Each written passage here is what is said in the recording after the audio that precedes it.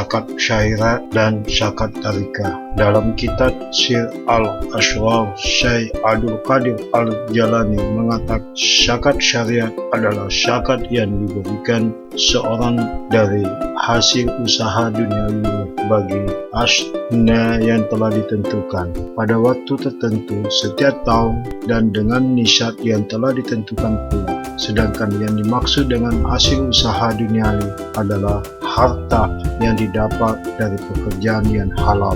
Golongan atau asna yang berhak menerima zakat sudah dijelaskan di dalam Al-Quran surat Al-Taubah ayat 60. Sesungguhnya zakat itu hanyalah untuk orang-orang fakir, orang miskin, amil zakat yang dilunakkan artinya mualak untuk mendekatkan hamba sahaya budak, untuk membebaskan orang yang berhutang, untuk orang yang berada di jalan Allah fisabilillah, dan untuk orang yang sedang dalam perjalanan sebagai kewajiban dari Allah. Allah Maha mengetahui, Maha bijaksana. Dari harta yang wajib disakati adalah harta yang sudah mencapai nisab dan sudah mencapai haul. Zakat syariat ini disebut juga dengan sedekah. Yang disebut sedekah karena pahalanya penerimaan Allah lebih dahulu sampai kepada Allah daripada kepada orang fakir. Maksudnya adalah pada saat seseorang berniat menunaikan zakat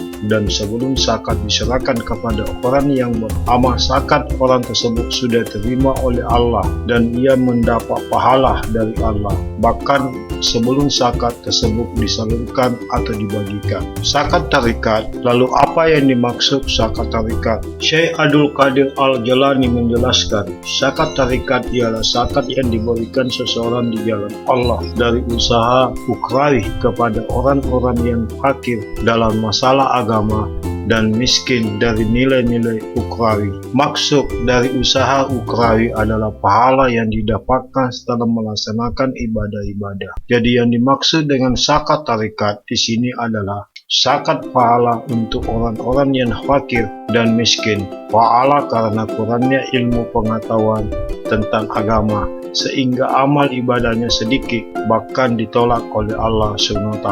Zakat tarikat diberikan kepada ahli maksiat dari hasil amalan ukrawi san musakul untuk mendapat ridha Allah SWT.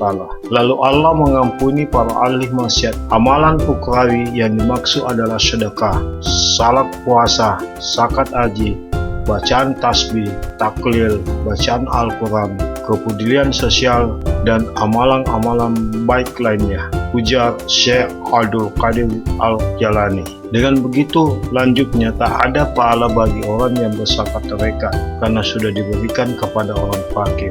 Maka jadilah dia orang yang failik, bangkrut, dalam arti tidak memiliki lagi pahala ibadah bagi dirinya. Dan Allah mencintai hambanya yang failik akibat kepeduliannya. Jelasnya, orang yang failik muflis akan berada pada kesentosan dari Allah di dunia dan akhirat. Mensucikan kalbu. Zakat tarikat juga merupakan mensucikan kalbu sehingga kalbu menjadi bersih dan dapat tersambung kepada Allah. Orang yang berzakat tarikat akan memiliki kepedulian sosial yang tinggi kepada orang lain. Orang yang failik dalam pahala karena disedekahkan kepada orang yang membutuhkan mendapat derajat yang tinggi di sisi Allah karena hamba dengan segala hal yang dimilikinya adalah milik Allah, di mana kelak pada hari kiamat apa yang diberikan hamba dibalas oleh Tuhannya 10 kali lipat dari setiap kebaikannya. Sebagaimana firman Allah SWT, barang siapa yang melakukan amal kebaikan, maka ia akan mendapat pahala 10 kali lipat. Surat Al-An'am ayat 160.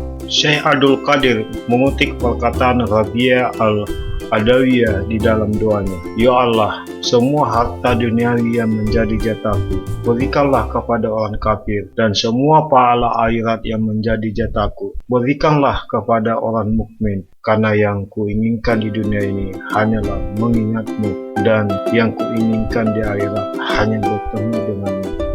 Dan zakat tarekat tidak hanya sebatas memberikan pahala untuk orang yang membutuhkan, tetapi zakat tarekat juga bisa bermakna membersihkan kalbu dari kotoran atau sifat-sifat tercela. Termasuk pula makna zakat tarekat adalah membersihkan kalbu dari sifat-sifat yang mendorong hawa nafsu, sebagaimana firman Allah, "Barang siapa yang menunjukkan amal kebajikan kepada Allah, maka Allah akan melipat gandakan pahalanya dengan lipatan yang banyak." Surat Al-Baqarah ayat 245.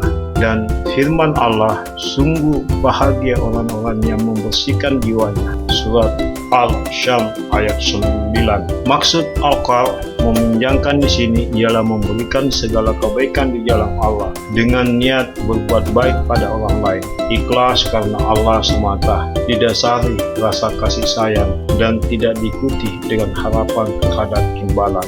Allah SWT berfirman, "Janganlah kamu menghilangkan pahala sedekahmu dengan menyebut-nyebutnya dan menyakiti perasaan si penerima." Surat Al-Baqarah ayat 264. Inilah yang disebut dengan infak fisabilillah, sebagaimana firman Allah SWT, "Kamu sekali-kali tidak sampai kepada kebajikan yang sempurna sebelum kamu menafkahkan sebagian harta kamu cintai." Surat Ali Imran ayat 92. Dukung channel ini akan update informasi edukasi pengembangan dan pengenalan diri dalam kehidupan semesta alam, atas petunjuk hidayah dan rahmatnya menuju kebahagiaan dan keselamatan dunia akhirat. Silahkan subscribers, like dan share.